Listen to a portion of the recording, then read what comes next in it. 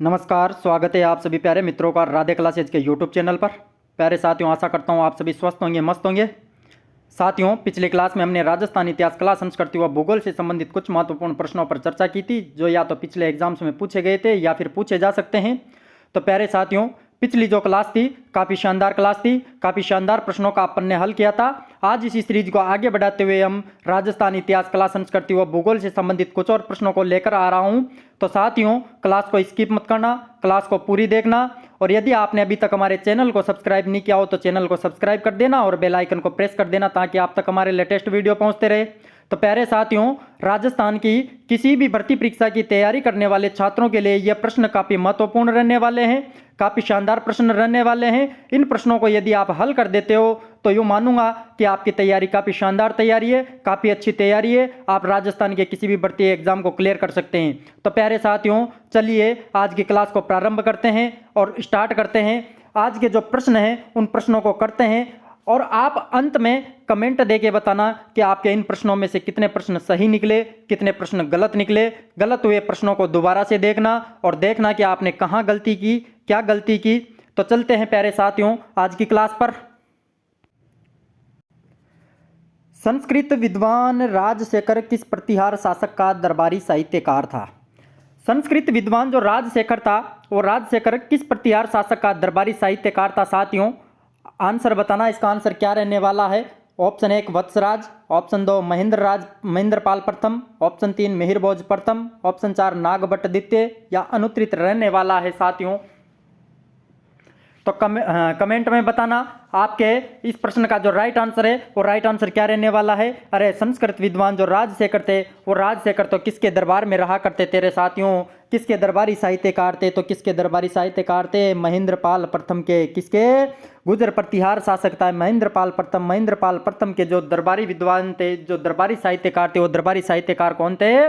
राजशेखर थे। अरे, राजशेखर ने तो एक तो कर्पूर मंजरी, कौन सी? कर्पूर मंजरी, और दूसरी जो पुस्तक लिखी थी वो दूसरी पुस्तक लिखी थी काव्य मीमांसा। कौन सी पुस्तक लिखी थी? काव्य मीमांसा नामक 2 पुस्तकें लिखी थी, 2 ग्रंथ लिखे थे। कपूर मंजरी और काव्य मीमांसा नामक ग्रंथों की रचना थी, वो रचना किसने की थी? राजशेखर ने की थी। अरे, राजशेखर ने महेंद्रपाल प्रथम को रघुकुल चूड़ामणि की कौन सी उपाधि दी थी? रघुकुल चूड़ामणि की उपाधि दी थी। रघुकुल चूड़ामणि की उपाधि किसने दी थी? राजशेखर ने। अरे, राजशेखर ने महेंद्रपाल प्रथम को रघुकुल चूड़ामणि की उपाधि दी थी।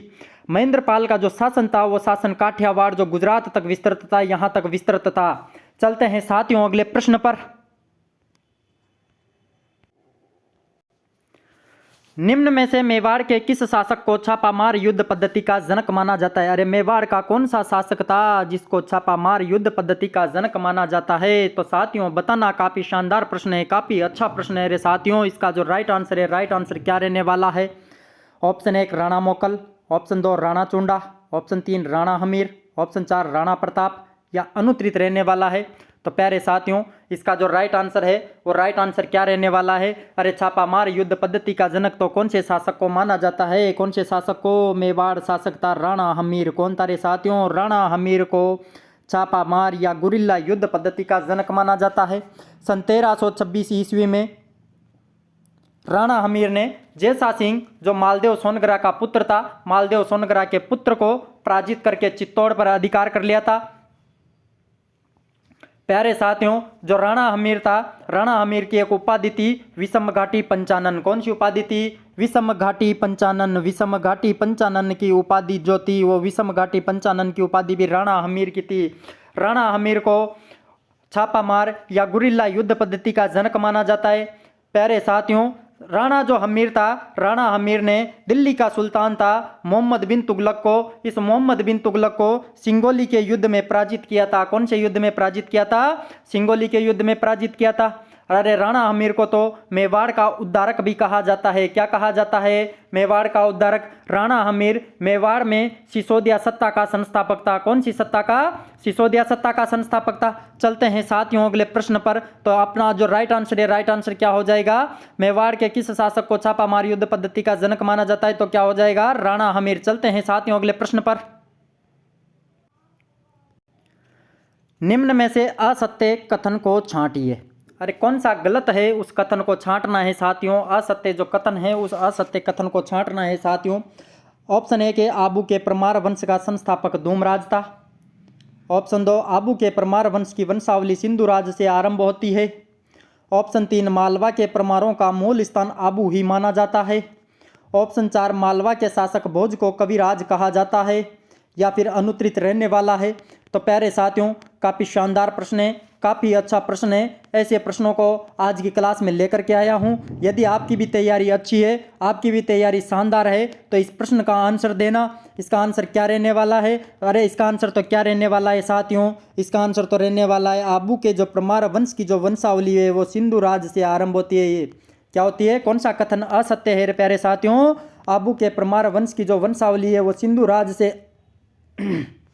आरंभ होती है। अरे आबू के जो परमार वंश था, उस आबू के परमार वंश की जो वंशावली थी वो वंशावली सिंधु राज से आरंभ न होकर के उत्पल राज, किससे? उत्पल राज से आरंभ होती है। किससे आरंभ होती है साथियों? उत्पल राज से आरंभ होती है।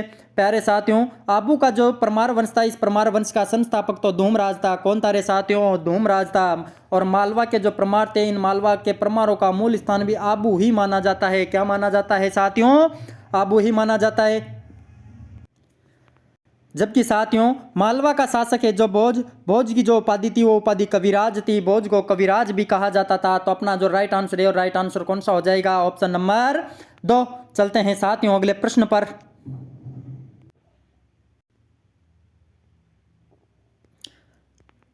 राजस्थान में 1857 की क्रांति की शुरुआत कहाँ से हुई थी? साथियों राजस्थान में जो 1857 की क्रांति हुई थी, इस क्रांति की शुरुआत कहाँ से हुई थी?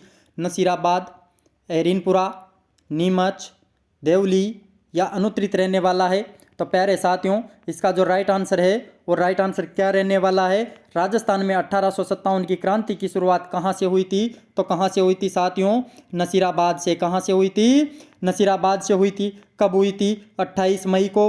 28 मई 1857 को नसीराबाद से राजस्थान में क्रांति की शुरुआत होती है। प्यारे साथियों नसीराबाद जो सैनिक छावनी थी, नसीराबाद सैनिक छावनी में 2 सैनिक टुकड़ियां कार्यरत थी। एक तो 15वीं नेटिव इन्फेंट्री और दूसरी थी 30वीं नेटिव इन्फेंट्री। 2 सैनिक टुकड़ियां थी, 15वीं नेटिव इन्फेंट्री और 30वीं नेटिव इन्फेंट्री। कहते हैं कि जो 15वीं नेटिव इन्फेंट्री थी, यह 15वीं नेटिव इन्फेंट्री बंगाल से आई थी और बंगाल के अंदर घटना घटित हो गई थी। इस कारण 15वीं नेटिव इन्फेंट्री के सैनिकों के पास ये हथियार ले लिए जाते हैं। इस बात से नाराज होकर के 15वीं नेटिव इन्फेंट्री का सैनिक था बख्तावर सिंह। बख्तावर सिंह के नेतृत्व में यह सैनिक 28 मई को नसीराबाद में क्रांति कर देते हैं।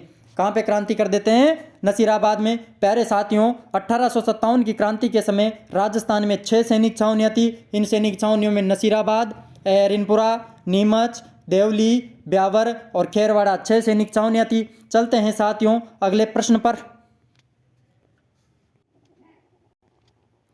राली लाग का संबंध है। राली लाग का संबंध किससे है? प्यारे साथियों प्राचीन समय में लाग बाग लगती थी। एक प्रकार का कर था, जो कर का एक प्रकार था लाग बाग। उन लाग बाग में से अपने आया है प्रश्न है राली लाग का संबंध है किससे था? खाद्यान्न से, कपड़े से, धातु से, नगद धन से या अनुत्तरित रहने वाला है। तो प्यारे साथियों काफ़ी शानदार प्रश्न है, काफ़ी अच्छा प्रश्न है। राली लाग का संबंध तो किससे है? अरे राली लाग का संबंध तो कपड़े से है। किससे है साथियों? कपड़े से है। प्यारे साथियों प्राचीन समय में जो काश्तकार होते थे वो काश्तकार प्रति वर्ष अपने कपड़ों में से एक गद्दा या एक राली बना करके जो राज दरबार होता था, इस राज दरबार में भेजा करते थे। इसे ही राली लाग के नाम से जाना जाता था। किस नाम से जाना जाता था? राली लाग के। चलते हैं साथियों अगले प्रश्न पर। अगला प्रश्न है साथियों एक ही आंदोलन का संबंध मुख्यतः किन जनजातियों से था? एक की जो आंदोलन था, इस एक ही आंदोलन का संबंध मुख्यतः किन जनजातियों से था साथियों? भील व ग्रासिया, भील व सहरिया, सहरिया व ग्रासिया, भील व मीणा या अनुत्तरित रहने वाला है। तो प्यारे साथियों एक की जो आंदोलन था, इस एक की आंदोलन का संबंध मुख्यतः किन जनजातियों से था? तो किन जनजातियों से था रे साथियों? एक की आंदोलन का संबंध तो किन जनजातियों से था? भील व गरासिया जनजातियों से था। कौन सी जनजातियों से था? भील व गरासिया जनजातियों से था। प्यारे साथियों, एक ही आंदोलन तो सन 1921 में मेवाड़ के अंदर मातृकुंडिया नामक स्थान से मोतीलाल तेजावत के नेतृत्व में आरंभ हुआ था। किसके नेतृत्व में? मोतीलाल तेजावत के नेतृत्व में 1921 में मेवाड़ के मातृकुंडिया नामक स्थान से प्रारंभ हुआ था। मोतीलाल तेजावत ने मेवाड़ की पुकार में नामक पुस्तक में भीलों पर हो रहे अत्याचारों का वर्णन किया था। तो चलते हैं साथियों, अपना जो राइट आंसर क्या हो गया? भील व गरासिया। चलते हैं अगले प्रश्न पर। राजस्थान के एकीकरण के तृतीय चरण का उद्घाटन कहां पर हुआ था? साथियों, प्रश्न है अपना, राजस्थान के एकीकरण के तृतीय चरण का उद्घाटन कहां पे हुआ था? हमें पता है साथियों, राजस्थान का जो एकीकरण था, एकीकरण 7 चरणों में संपन्न हुआ था। कितने चरणों में संपन्न हुआ था? 7 चरणों में। उनमें से अपने प्रश्न है, तृतीय चरण का जो उद्घाटन था वो उद्घाटन कहां पर हुआ था? उदयपुर, जयपुर, कोटा, डूंगरपुर या अनुत्तरित रहने वाला है? तो प्यारे साथियों, राजस्थान के एकीकरण के तृतीय चरण के अंदर एक रियासत शामिल हुई थी।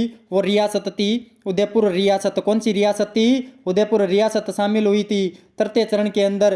तृतीय चरण में उदयपुर रियासत के शामिल होने से राजधानी जो थी वो राजधानी उदयपुर को बना दिया गया था। और तृतीय चरण का जो उद्घाटन था, उद्घाटन भी उदयपुर में हुआ था। और तृतीय चरण का जो राज प्रमुख था वो राज प्रमुख मेवाड़ महाराणा भूपाल सिंह को बनाया गया था। किसको बनाया गया था? मेवाड़ महाराणा भूपाल सिंह को। जबकि तृतीय चरण का जो उद्घाटन है वो उद्घाटन जवाहरलाल नेहरू द्वारा किया गया था। किसके द्वारा किया गया था? जवाहरलाल नेहरू द्वारा किया गया था। जबकि तृतीय चरण का जो प्रधानमंत्री था वो प्रधानमंत्री माणिक्य लाल वर्मा को बनाया गया था। किसको बनाया गया था? माणिक्य लाल वर्मा को तृतीय चरण का प्रधानमंत्री बनाया गया था। किसको बनाया गया था? माणिक्य लाल वर्मा को। चलते हैं साथियों अगले प्रश्न पर। प्रश्न है साथियों, निम्न में से सुमेलित नहीं है। अरे असुमेलित को पहचानना है, कौन सा असुमेलित है साथियों? ऑप्शन एक है, एक तरफ दुर्ग दे रखा है, एक तरफ प्रवेश द्वार दे रखा है। तो कौन सा असुमेलित है साथियों? सोनारगढ़ का अक्षय फॉल, कुंभलगढ़ दुर्ग का आरेट फॉल, चित्तौड़गढ़ दुर्ग पाडन फॉल, जूनागढ़ नौलखा दरवाजा या अनुत्तरित रहने वाला है? तो प्यारे साथियों, इसका जो राइट आंसर है, राइट आंसर क्या रहने वाला है? कौन सा असुमेलित है? तो कौन सा असुमेलित है साथियों? अरे सोनारगढ़ जो जैसलमेर में स्थित है, इसका जो प्रवेश द्वार है वो प्रवेश द्वार तो अक्षय पोल है। कौन सा है? अक्षय पोल है। जबकि कुंभलगढ़ जो दुर्ग है वो कुंभलगढ़ जो दुर्ग राजसमंद के अंदर स्थित है, इसका जो प्रवेश द्वार है वो प्रवेश द्वार तो आरेट पोल है। कौन सा पोल है साथियों? आरेट पोल। जबकि जो चित्तौड़गढ़ दुर्ग है, चित्तौड़गढ़ दुर्ग का प्रवेश द्वार तो पाडन पोल है। कौन सा पोल है? पाडन पोल। चौथा है प्यारे साथियों जूनागढ़ दुर्ग। जूनागढ़ दुर्ग का जो प्रवेश द्वार नौलखा दरवाजा न होकर के कौन सा है? दौलत पोल है। कौन सा है रे साथियों? दौलत पोल है। कौन सा है? दौलत पोल है। दौलत पोल है। जबकि नौलखा दरवाजा तो सवाई माधोपुर यानी कि रणथंभौर दुर्ग में है। कौन से दुर्ग में? रणथंभौर दुर्ग के अंदर है। कौन सा दरवाजा? नौलखा दरवाजा तो रणथंभौर दुर्ग में है। जबकि जूनागढ़ दुर्ग के अंदर तो दौलत पोल स्थित है। कौन सा पोल स्थित है? दौलत पोल स्थित है। तो प्यारे साथियों, अपना जो राइट आंसर है वो राइट आंसर क्या हो जाएगा? कौन सा हो जाएगा? ऑप्शन नंबर जो 4 है वो ऑप्शन नंबर 4 अपना राइट आंसर हो जाएगा। कौन सा? जूनागढ़ दुर्ग में जो नौलखा दरवाजा है वो जूनागढ़ दुर्ग में न होकर के रणथंभौर दुर्ग में स्थित है। कहाँ पे स्थित है? रणथंभौर में। चलते हैं साथियों अगले प्रश्न पर। प्रश्न है साथियों, निम्न में से सुमेलित युग्म नहीं है। निम्न में से कौन सा युग्म सुमेलित नहीं है? एक तरफ छतरी दे रखी है, एक तरफ जिला दे रखा है। तो प्यारे साथियों, ऑप्शन एक खंबे की छतरी सवाई माधोपुर, बंजारों की छतरी दौसा, राणा सांगा की छतरी भीलवाड़ा, संतोष बावला की छतरी अलवर या अनुत्तरित रहने वाला है। काफ़ी शानदार प्रश्न है, काफ़ी अच्छा प्रश्न है। यदि आपकी तैयारी काफ़ी शानदार है तो आप इस प्रश्न का उत्तर दे सकते हैं, अन्यथा आप इस प्रश्न का उत्तर नहीं दे सकते। तो प्यारे साथियों बताना इसका जो राइट आंसर है वो राइट आंसर क्या रहने वाला है? अरे प्यारे साथियों, इसका राइट आंसर तो रहने वाला है ऑप्शन नंबर 4, संतोष बावला की छतरी अलवर में न होकर के कहाँ पे स्थित है? यह तो पुष्कर में स्थित है। कहाँ पे स्थित है रे साथियों? पुष्कर जो अजमेर है, पुष्कर अजमेर के अंदर स्थित है संतोष बावला की छतरी। किसकी? संतोष बावला की। जबकि एक खंबे की छतरी सवाई माधोपुर में स्थित है, बंजारों की छतरी दौसा में लाल सोट के अंदर स्थित है, जो 6 खंभों की छतरी है। कितने खंभों की छतरी है? 6 खंभों की। जबकि राणा सांगा की जो छतरी है वो राणा सांगा की छतरी तो मांडल भीलवाड़ा में है। कहाँ पे है? मांडल भीलवाड़ा में है। कितने खंभों की है? 8 खंभों की छतरी है। कितने खंभों की है? 8 खंभों की। तो प्यारे साथियों, चलते हैं अगले प्रश्न पर।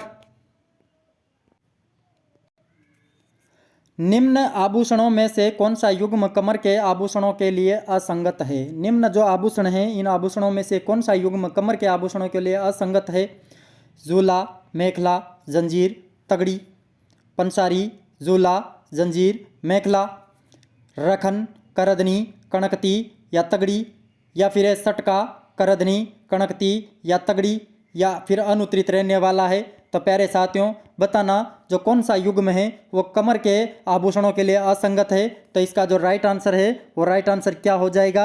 अरे राइट आंसर हो जाएगा प्यारे साथियों ऑप्शन नंबर 3। कौन सा हो जाएगा? Option number 3। अरे प्यारे साथियों, रखन जो है इसके अंदर, रखन तो दांतों का आभूषण है। दांतों पर सोने या चांदी का जो कवर होता है उस कवर को रखन कहा जाता है। जबकि करदनी, कणकती, तगड़ी, झूला, मेखला या आदि जो है, या आदि तो कहाँ के आभूषण है? कमर के आभूषण हैं। चलते हैं साथियों अगले प्रश्न पर। अगला प्रश्न है साथियों, डॉक्टर एल.पी. टेसीटोरी ने राजस्थानी भाषा के कितने प्रकार बताए? जो डॉक्टर एल.पी. टेसीटोरी थे, इन्होंने राजस्थानी भाषा के कितने प्रकार बताए? 2, 4, 3, 1 या अनुत्तरित रहने वाला है? तो प्यारे साथियों, बताना इसका जो राइट आंसर है, राइट आंसर क्या रहने वाला है? एल.पी. टेसीटोरी ने राजस्थानी भाषा के कितने प्रकार बताए थे?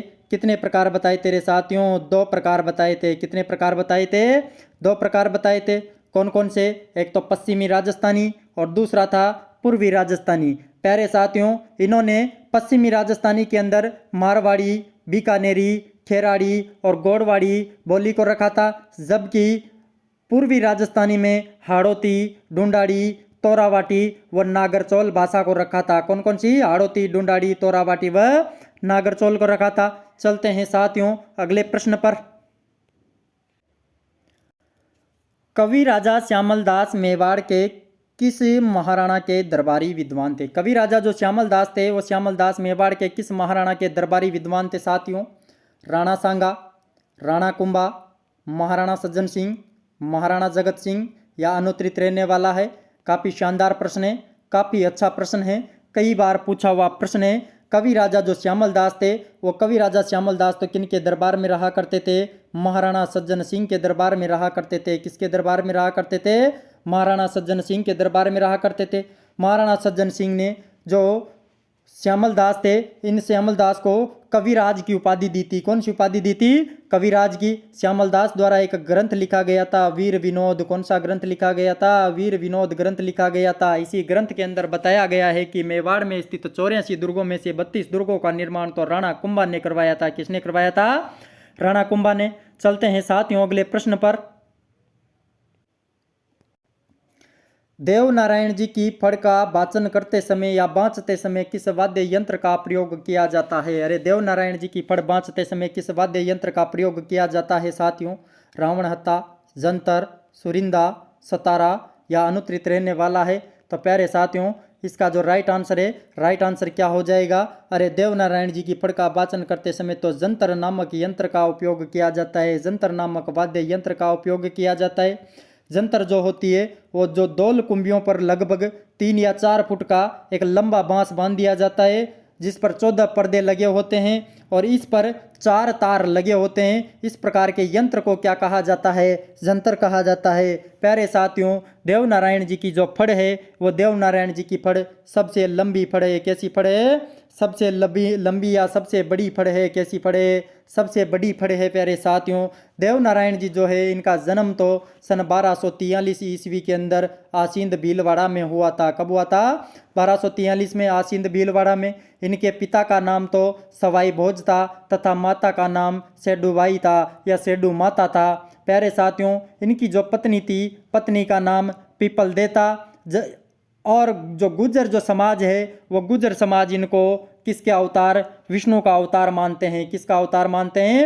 विष्णु का अवतार। जबकि जो रावण हत्ता है, रावण हत्ता तो पाबू जी की फड़ के साथ वाचन किया जाता है, रावण हत्ते का तो पाबू जी की फड़ के साथ में वाचन किया जाता है, बजाया जाता है। जबकि सुरिंदा जो है रोइडे की लकड़ी का बना हुआ तत्वाद्य यंत्र है। कैसा है?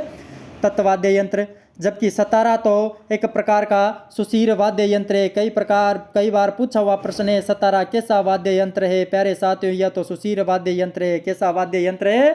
सुशीर वाद्य यंत्र। चलते हैं साथियों अगले प्रश्न पर। प्रश्न है साथियों, चरी नृत्य कहाँ का प्रसिद्ध है? चरी जो नृत्य है कहाँ का प्रसिद्ध है साथियों? मांडलगढ़, भीनमाल, किशनगढ़, गलियाकोट या अनुत्तरित रहने वाला है? तो प्यारे साथियों, चरी जो नृत्य है, चरी नृत्य तो कहाँ का?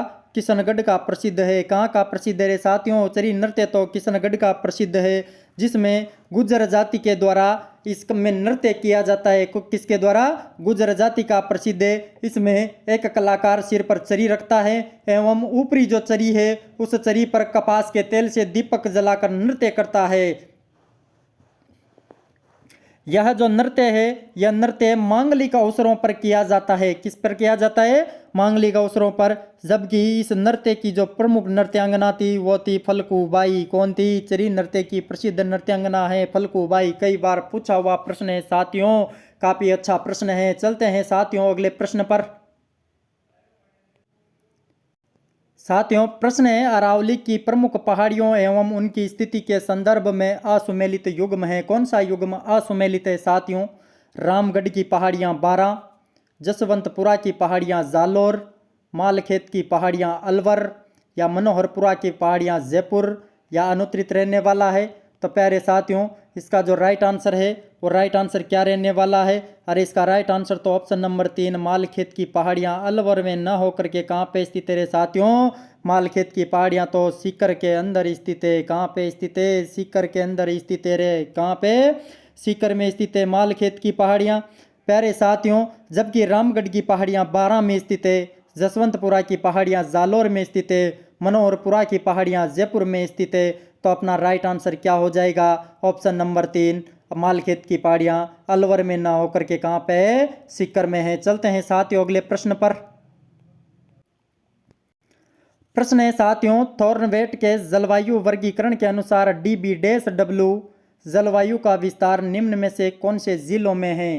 प्यारे साथियों, जो DB-W है, जो थॉर्नवेट का जलवायु वर्गीकरण है, इसके अनुसार DB-W का विस्तार तो कौन कौन से जिलों में है? उदयपुर, राजसमंद, डूंगरपुर, प्रतापगढ़, कोटा, बूंदी, बारा, झालावाड़, अजमेर, भीलवाड़ा, टोंक, जयपुर या बीकानेर, श्रीगंगानगर, हनुमानगढ़, चूरू या फिर अनुत्तरित रहने वाला है?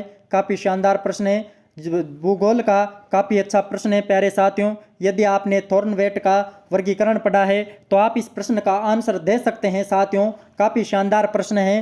तो प्यारे साथियों, थॉर्नवेट के जलवायु वर्गीकरण के अनुसार DB-W वाला भाग तो कौन सा हो गया? राजस्थान का जो ऊपरी भाग है, बीकानेर, श्रीगंगानगर, हनुमानगढ़, चूरू वाले भाग को DB-W के अंदर रखा गया है। किस में रखा गया है? DB-W में रखा गया है।